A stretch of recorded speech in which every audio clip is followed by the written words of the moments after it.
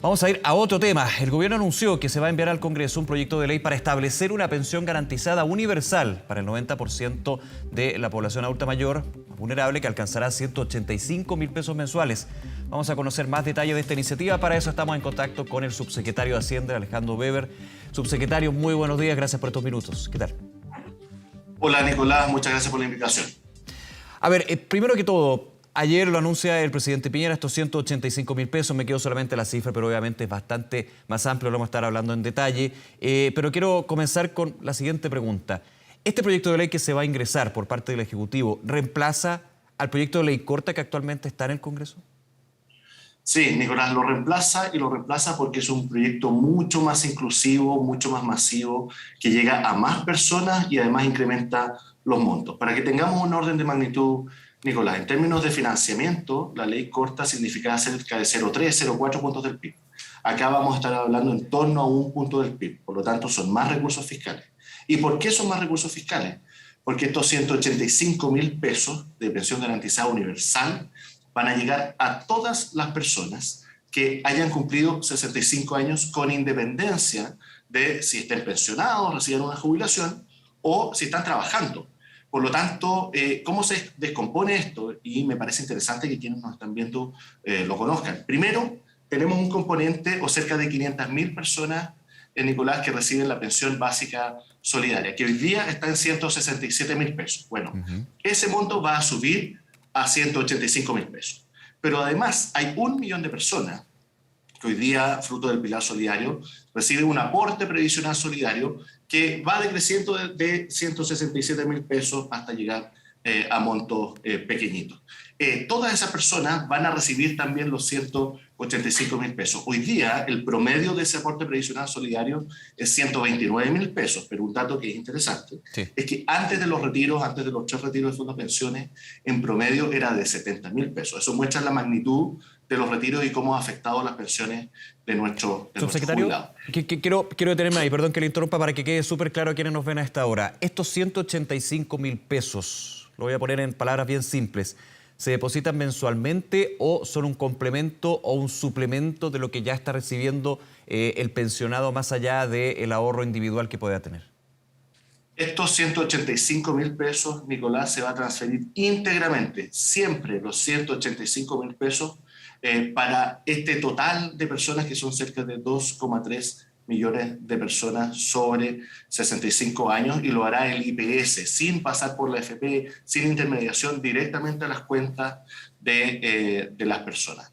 Y van a ser, recordemos, que tanto personas que estén activamente trabajando como pensionados. Entonces, si volvemos a este desglose, ¿no? Decíamos 500.000 personas que reciben pensión básica solidaria, que van a recibir 185, 1 millón de personas que reciben aporte previsional solidario también va a recibir 185.000 pesos completo, que se va a adicionar a cualquier otro ingreso.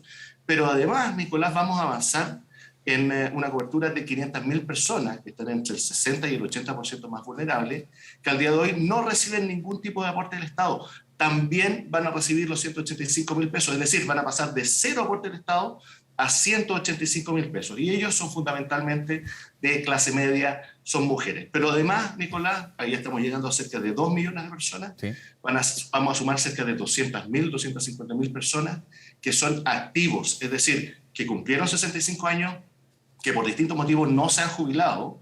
Ellos también van a recibir este aporte del Estado. Así que es una política mucho más inclusiva, mucho más masiva, pero también que sube los pisos en todos los casos para generar esta pensión garantizada universal de 185.000 pesos que se adiciona a cualquier otro ingreso que tenga la persona. A ver, otro elemento práctico, subsecretario. ¿Esta pensión garantizada sustituye los beneficios del Pilar Solidario?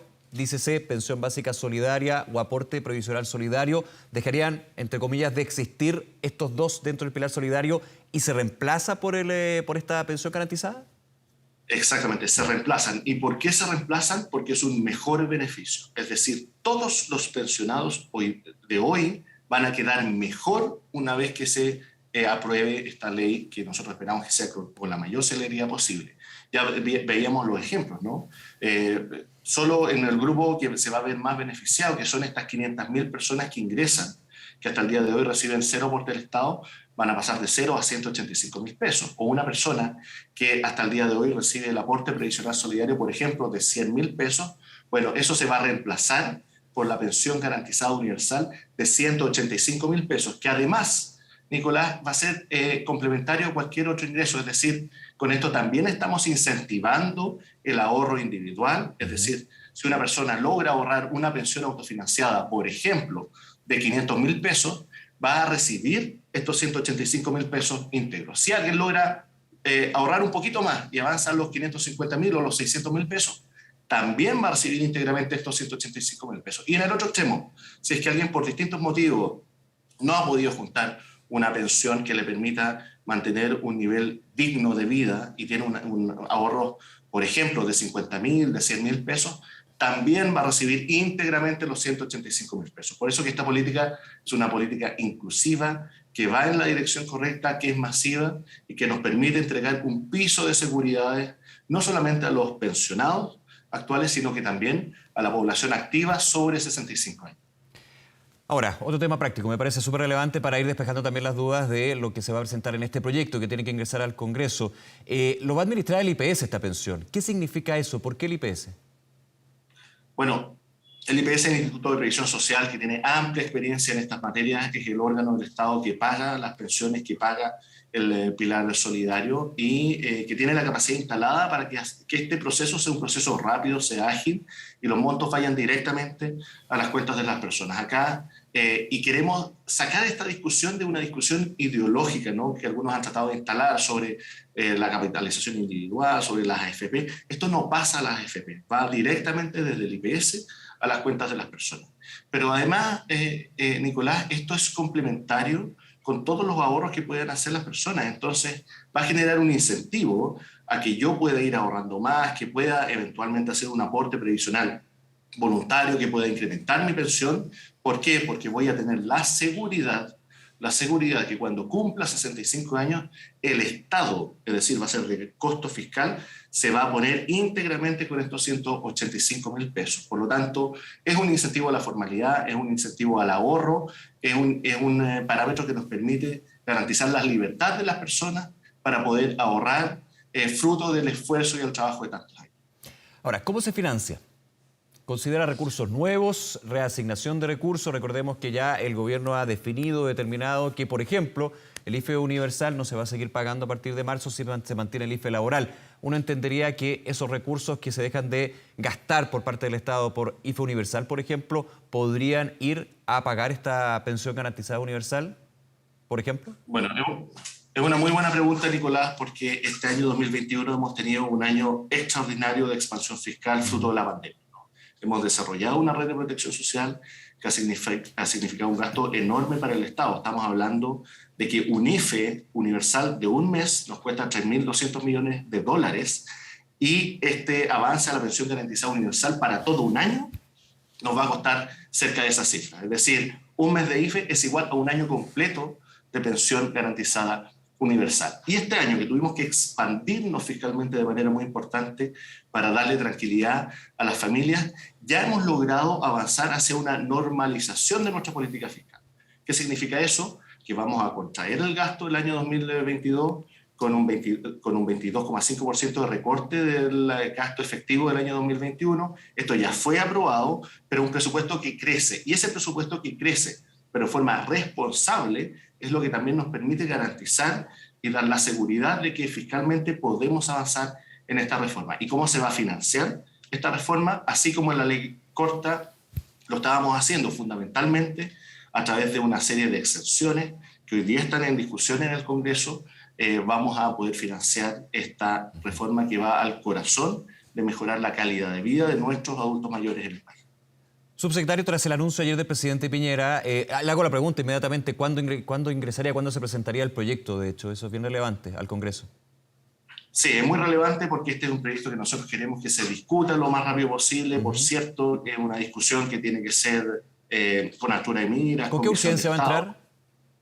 Nosotros creemos que, bueno, eso es algo que tenemos que definir en el momento. Seguramente va a ser discusión inmediata para poder acelerar la discusión. Y bueno, vamos a ir viendo, como en todos los proyectos de ley, Nicolás, cómo se van dando los consensos, las conversaciones, los perfeccionamientos, porque nosotros queremos ya a comienzos de la próxima semana ingresar al Congreso, porque recordemos que tenemos que ir además con un informe del Consejo Consultivo Previsional. Claro. Nosotros estamos preparando los antecedentes para eso, porque queremos cumplir plenamente el marco de derecho y con eso asegurar una discusión que vaya y que ponga a las personas en el centro.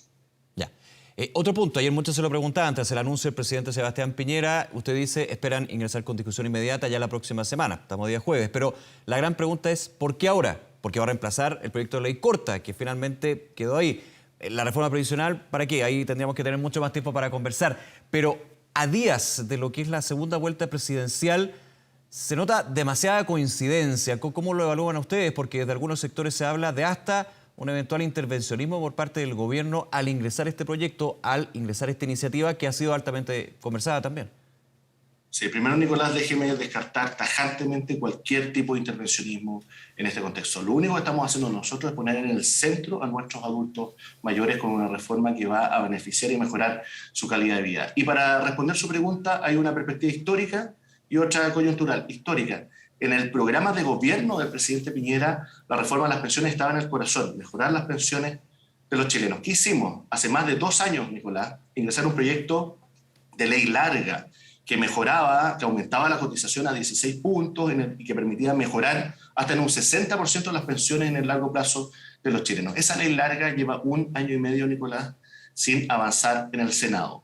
Fruto de nuestras ganas de seguir avanzando y de que esta mejora de las pensiones llegue rápido a nuestros actuales jubilados, avanzamos en una ley corta, que ya no avanzaba en el pilar contributivo, sino que en el pilar solidario, es decir, los aportes del Estado. Esa ley corta, Nicolás, tampoco avanzó como nosotros quisimos. ¿Por qué? Porque el componente de exenciones fue completamente desfigurado en la Comisión de Trabajo de la Cámara, incrementando, por ejemplo, a 40% la tasa de ganancia de capital. Hoy día, y ahora me voy a la coyuntura, ya sabemos lo que ocurre con los retiros. No avanzó el cuarto retiro, era muy difícil poder generar una reforma de esta índole si es que seguíamos descapitalizando a nuestros trabajadores, porque si avanzaba el cuarto retiro, Nicolás, 5.600.000 personas se iban a quedar con 0 pesos. Era muy difícil poder avanzar en una reforma y además políticamente ambas candidaturas presidenciales han puesto en el corazón de sus programas avances en pensión básica universal, lo que nosotros llamamos la pensión garantizada universal. Por lo tanto, tenemos la información de contexto, hemos avanzado en normalización de nuestra política fiscal. Esto ha estado siempre en el eje, el corazón del gobierno del presidente Piñera y aun cuando nos quedan cerca de 90 días para terminar nuestro mandato, nosotros vamos a gobernar, Nicolás, hasta el último día. ¿Y por qué? Porque esto significa mejorar la calidad de vida de las personas, de 2,3 millones de adultos mayores que van a mejorar los beneficios que reciben del Estado y 500.000 personas que hoy día no reciben ningún beneficio van a recibir esta pensión garantizada universal. Bien, subsecretario, muchísimas gracias por conversar con nosotros y explicar lo que va a ser el ingreso de este proyecto de ley de pensión garantizada universal. Que tenga un buen día. Hasta luego. Muchas gracias, Nicolás. Un fuerte abrazo. Que esté muy bien. Un abrazo.